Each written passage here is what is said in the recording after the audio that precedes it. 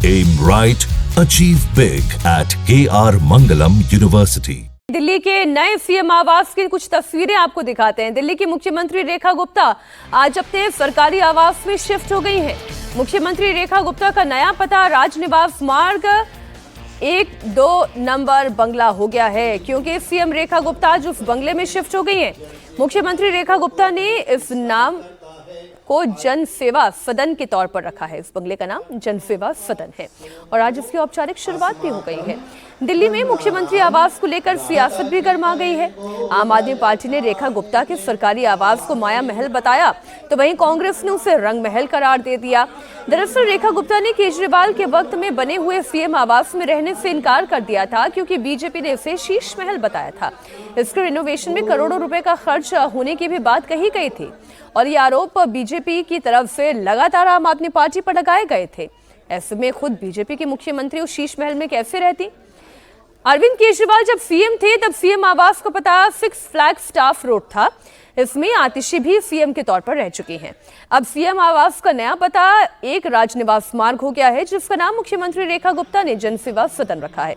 तो वहीं आम आदमी पार्टी ने उसे माया महल तो कांग्रेस रंग महल बता रही है। वहीं इसे लेकर बीजेपी ने भी पलटवार किया है। बीजेपी का कहना है कि शीश महल में आम लोगों की एंट्री पर बैन था, यहाँ तो सबकी एंट्री है।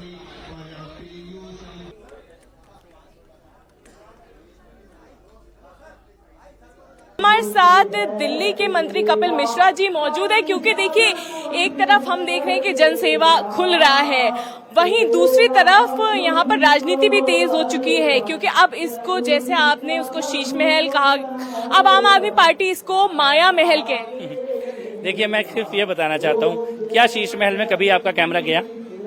कभी गए? कोई मीडिया गया? कभी कोई फोटो आई बाहर, कोई फुटेज आई, कोई क्लिप आई, उनके विधायकों या मंत्रियों ने भी कोई फोटो डाली?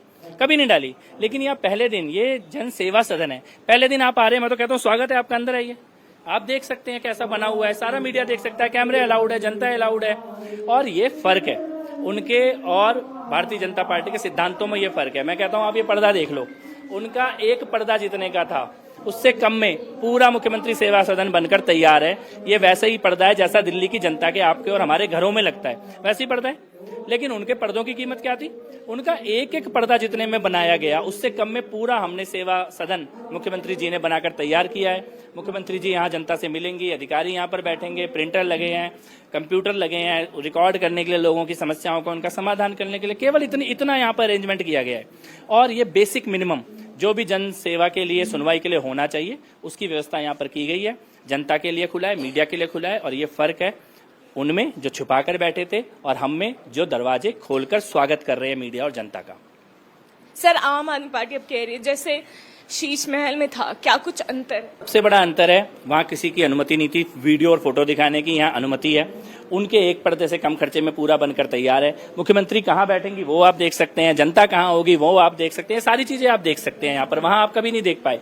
यहाँ पर अधिकारियों के बैठने की व्यवस्था की गई है। यहाँ मुख्यमंत्री जी स्वयं मिलेंगी लोगों से, जो लोग शिकायतें लेके आएंगे, जो अपनी समस्याएं लेकर आएंगे, उनसे मुख्यमंत्री जी यहाँ बैठेंगी। केजरीवाल कहाँ बैठ के जनता से मिलते थे? कभी मिले ही नहीं, अपने लोगों से नहीं मिले, विधायकों से नहीं मिले, मंत्रियों से नहीं मिले। अच्छा, आम आदमी पार्टी एक एक चीज को लेकर के अभी टारगेट कर रही है, कह रही है 24 AC लग रहे हैं यहाँ पर, डिशवॉशर। मैं कह रहा हूँ सब कुछ उनके एक पर्दे से कम में हो गया।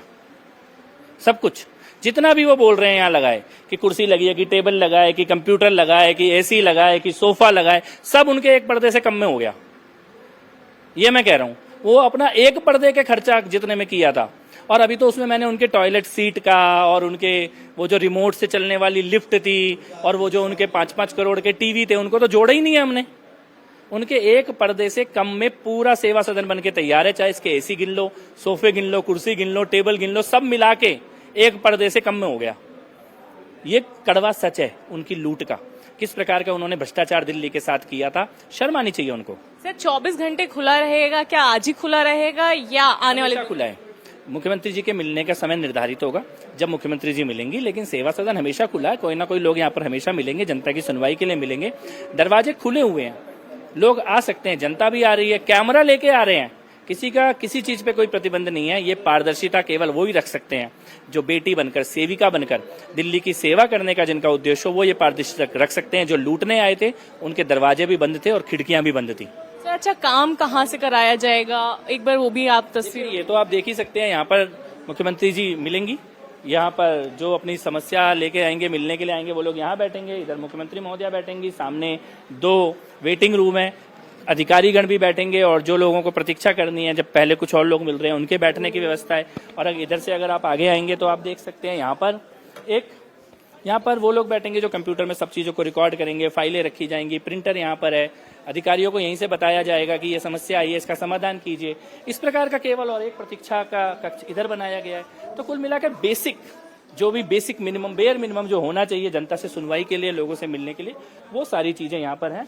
हाँ, उनके पेट में एक दर्द जरूर होगा, यहाँ भगवान राम है, यहाँ राम मंदिर है, यहाँ बजरंगबली है, केजरीवाल के यहाँ पे पीड़ा होती थी राम जी के होने से, बजरंगबली जी के होने से, तो यहाँ पर तो साक्षात हम लोगों के आराध्य हैं और उनकी उपस्थिति में ये सब दिव्य कार्य यहाँ पे होंगे।